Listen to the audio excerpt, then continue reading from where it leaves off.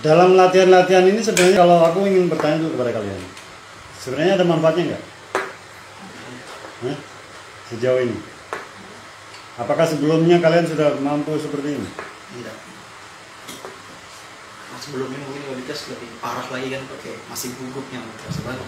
Artinya apa? Tingkat keberanian, tingkat percaya diri itu belum terbentuk, belum tertanam dalam diri kalian, ya kan gitu. Makanya perlu diasah, perlu dilatih, ya. Jadi jangan takut. Dalam proses latihan tidak ada yang langsung sempurna. Trama yang sudah bagus saja masih belum sempurna sampai hari ini. Artinya apa? Ada memang proses-proses yang terus harus dilatih, diasah sendiri. Tidak bisa orang lain yang mengasahkan. Jadi perlu diri kita sendiri, kemauan kita dalam mengasah. Semua orang bisa, tergantung dari kemauan. Kemauan dan kemampuan itu adalah proses sebab akibat. Dia tidak mampu karena memang tidak mau, kan gitu. Akibatnya tidak mampu. Akibatnya tidak bisa. Dia mampu karena dia mau. Dia cepat mampu dan cepat bisa karena tingkat kemauannya tinggi. Evi juga punya tingkat kemauan tinggi, mungkin akan lebih bagus lagi kalau kemauannya lebih ditingkatkan lagi. Tidak ada berpikir tentang apa takut salah dan sebagainya. Kan banyak di iklan itu, tak ada noda tak belajar. Nggak ada noda nggak belajar. Kalau kamu nggak salah, kapan bisa tahu bagaimana kamu menentukan hal yang benar. Jadi untuk Evi tetap berlatih lebih keras lagi, karena memang yang diantara teman-teman yang lain itu Evi yang paling berat berlatihnya sebenarnya. Makanya sampai hari ini dia sudah mampu, itu sudah luar biasa loh itu. Sudah luar biasa. Karena apa? Menghilangkan logat itu berat. Karena itu sudah bertahun-tahun kamu lakukan. Sudah mendarah daging, sudah menjadi otomatis, refleks dan sebagainya ya. Sehingga apa? Sulit untuk menghilangkan itu, mengorek, menghapus itu. Membuang kebiasaan itu sangat sulit sekali. Dan kamu sangat luar biasa hari ini. Sudah mampu berbicara 15 menit tanpa kepleset logat. Adapun masih ada kekurangan, kamu stuck, blank dan sebagainya, itu mungkin masih perlu kamu asah lagi, berlatih untuk tingkat percaya diri yang lebih kuat, keberanian yang lebih lagi, kemudian kemauan yang lebih tinggi untuk mencapai titik kemampuan kamu yang maksimal, sehingga kamu di sini juga ke depan tidak sia-sia. Nanti bulan Oktober nanti bulan September, November kita akan beralih level untuk meningkatkan level pembelajaran kita. Kalau kalian belum mampu meninggalkan level ini, kalian akan tetap tinggal kelas istilahnya. Nggak bisa meningkat, karena apa? Akan terbengkalai nanti, nggak akan bisa mengikuti. Dan kalau sudah 3 bulan kalian di sini, kemudian ini saya paksakan, kemudian kalian tidak bisa mengikuti itu, yang kemudian 3 bulan kemudian kalian harus naik level lagi setelah Januari nanti untuk mengikuti bimbingan senior lawyer untuk di lapangan, pendampingan dan sebagainya. Kalian juga akan kelabakan, keteteran, tidak ada yang dapat kalian lakukan di luar sana.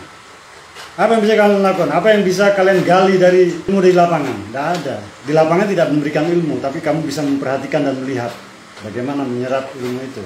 Tapi kalau kamu itu tidak terbiasa, kamu tidak akan bisa menyerapnya. Kamu tidak akan bisa bertanya bagaimana bertanya, menggali ilmu itu terhadap kepada senior-senior kamu. Itu makanya dari level dasar saya sampaikan untuk berlatih. Supaya apa?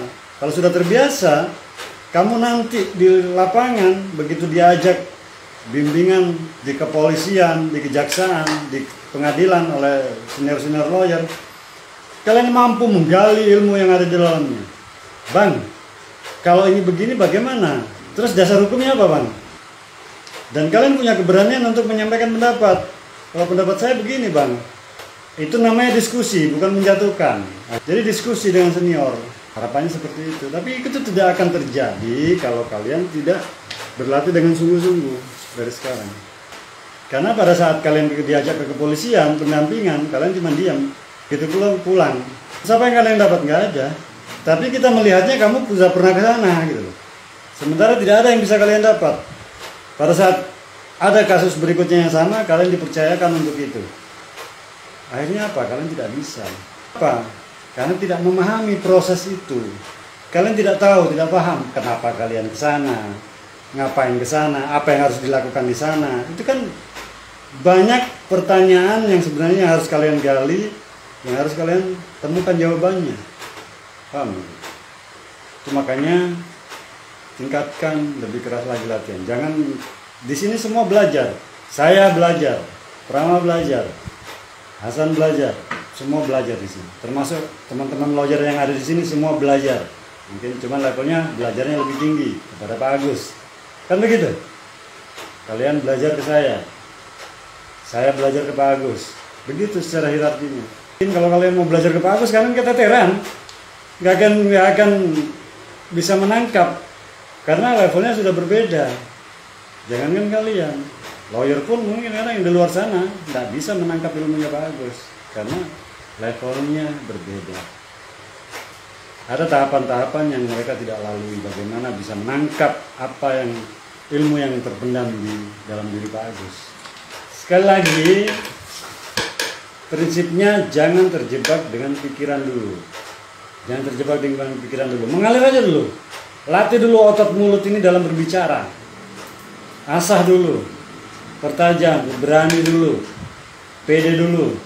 Masalah benar atau salah urusan belakang. Gas dulu, curhat belakangan. Kan begitu sekarang. Segala sesuatu itu bisa dihubungkan. Apa sekarang yang tidak bisa dihubungkan? Kacamata bisa dihubungkan dengan pernikahan. Apa sekarang? Coba hubungkan kacamata dengan pernikahan.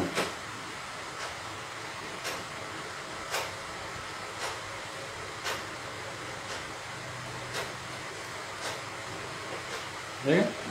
Dia konsul mata, ketemu dokternya, jatuh cinta dengan dokternya. Pada saat dia periksa mata, pada saat dia mengukur kacamata, dan kacamata itu juga yang membuat dia bercerai dengan dokter itu. Kenapa? Ternyata di kacamata itu diberi perekam oleh istrinya untuk merekam apa yang dia lihat. Ternyata dokter yang sebagai suaminya itu selalu melihat cewek-cewek cantik di luar sana. Itu kecanggihan kacamata modern yang baru ditemukan oleh seorang Evi. Banyak hal, segala sesuatu bisa dikaitkan. Rokok bisa dikaitkan dengan kesuksesan seseorang. Ayo coba kaitkan dengan kesuksesan seseorang. Bagaimana bisa rokok bisa berkaitan dengan, tergantung kok kita mau mengalur cerita kok. Kita yang membuat alur ceritanya. Kita yang menyampaikan. Ini tergantung pada kecepatan kita berpikir. Kecepatan dan keliaran kita berpikir, bisa liar kemana saja. Hanya katanya Rocky Gerung, tidak ada sopan santun dalam pikiran. Pikiran itu liar. Manfaatkan itu seliar mungkin. Fungsi sopan santun dari pikiran itu pada saat diucapkan. Itu nanti belajarnya. Belajar memfilter bagaimana mengucapkan dengan santun, dengan bijak, mengucapkan dengan benar. Itu nanti belajarnya. Sekarang yang kamu pelajari adalah bagaimana kamu mengeluarkan isi kepalamu dulu, isi pikiranmu. Tunjukkan keliaran cara berpikir kamu dulu. Sampaikan untuk melatih otot mulut, menyinkronkan antara mulut dengan otak. Rokok ini merek brand Shati dengan harga yang murah dan banyak merek-merek rokok lain. Ada orang yang sukses dari rokok. Kenapa? Saya akan menceritakan kenapa orang itu sukses menjadi kaya raya dari rokok. Sementara orang itu sebenarnya tidak merokok. Kisahnya begini. Pada saat dia berjalan menemukan sebungkus rokok, yang ternyata rokok itu sebenarnya tidak berisi rokok. Karena dia sudah sering melatih responsif dalam dirinya, bahwa tidak ada sampah yang tercecer di jalanan atau dimanapun, hingga dia mengambil bungkus rokok itu yang tanpa diduga ternyata di dalam rokok itu terisi penuh dengan berlian. Apa yang terjadi? Kaya raya lah dia. Semudah itu kan? Bagaimana mengaitkan segala sesuatu dengan apa yang kita inginkan, membuat cerita fiksi yang menjadi mungkin. Apakah itu tidak mungkin terjadi? Bisa. Siapa bilang itu tidak mungkin terjadi? Paling tidak dalam sinetron sih. Tapi kalaupun itu terjadi, gak mungkin orang itu menyampaikan bahwa saya menemukan berlian, kenapa saya jadi kaya raya. Enggak mungkin dia ngomong. Secara manusiawi dia akan gengsi dengan menyampaikan bahwa ini hasil kerja keras saya. Betul, tidak dapat dipungkiri. Kenapa? Hasil kerja kerasnya dari sisi apa? Dia responsif, selalu ingin melihat bersih dimanapun. Tidak ada sampah yang tercecer. Tulang sampah yang berisi berlian itu ditemukan oleh dia sebagai hadiah. Karena selama ini banyak perbuatan baik yang dilakukan. Kan begitu.